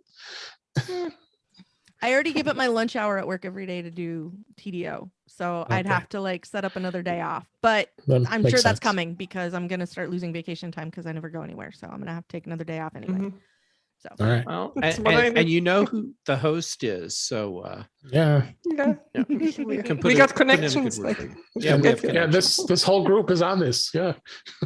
Yeah, this That's is pretty much it. Come true. to think Yeah, of I it. just think about We it. could It's all on this- literally record the show now. Hey, hold on. Let me hit record and let's just do the show and bang it out Yeah. real fast. Welcome to the Mac Show. Yeah. On the American Tech Network. Yeah. Exactly. Yeah, it's Chuck. It is so Chuck, funny that you bought the You domain. you own that domain now. I can't I- believe it. Still. wait, what? yeah. Oh, Yeah. yeah. we were making jokes about since Ewan hasn't been able to host, and so I've Yeah. been hosting. There have been multiple episodes where it's all Americans and Patrice, Yeah. Or all Americans. and or Cal. just all Americans. Or Cal. Yeah, oh, yeah. Or Cal. And, Callum. So I can't remember who made the joke about we're changing the British Tech Network to the American Tech Network. And then he goes, And, looks but it up. Chuck was right there, and he looked up the domain, and it was available, and then it suddenly wasn't. It's like I'll use that at some point. I'm not quite sure how. I love it. What a good Sooner or idea. later. No, That's so funny. I have an idea. Like April 1st next year, I'm gonna redesign the website and we're just gonna take over VTN. No. Awesome. I love it. I have all the access. So like That's true. That's true. You have the power. I You have the power. We can do that. That's amazing. And after that, Ewan will make sure I'm never invited again. Well, he lets me come back and host 2 shows a week. Mhm. Every For week. months. For months on For end. months. Yeah. Good point. And I was even saying things at one point, at the beginning of the show. It's like, well, Ewan's in prison and he can't join us again until he gets out. Until you won an award. Yeah. And yet every week I'm back. Isn't he back? Is he supposed to be back this month? This week, yeah, supposed to be, but I haven't heard anything yet. I haven't heard anything yet. My assumption is that on Friday I'm starting the Zoom and doing the show, Mhm. and same thing he- on Thursday. At least yesterday he was still putting cameras out, so he was still working. I What a always busy see it guy. because I get all the monitoring notifications from the servers. It's like, okay. That's funny. Somebody started sending to the Mac Observer PR email. Someone started sending food stuff, like food things, like here's a new whatever, that you should try that's really great, and like the occasional bottle of wine and stuff. And so like sort of kiddingly, I was like, okay, so when are we spinning up the Snack Observer? And then and it's the same thing. I was like, here's one for the Snack Observer, and like we were talking about different stuff and because somebody, I don't remember what somebody put in, and it was like a full thing. So it was like, here's some chips and here's like jerky or something, and like here's a bottle of wine. So I was like, yeah, the Snack Observer. And then like a couple of weeks later, we were in the morning meeting, and Dave Hamilton goes, yeah, so I registered the snackobserver.com just in case you guys wanted. So You should I Put registered mine's that. thinking like, next April, I'm thinking like that might be like maybe that's what we'll do too. It's the Snack Observer Daily Observations podcast. Yeah. It's a good So- thing Hey. you said Dave bought it, because I was about to look it up, and if it's Yeah. available, I was just gonna buy it. Hey, I'm going to say goodnight to the live stream, folks. Thank you for Alright. being here. Bye, Really live Good appreciate night, it. live stream. We'll see you next week. Thanks everybody in the chat room for being here.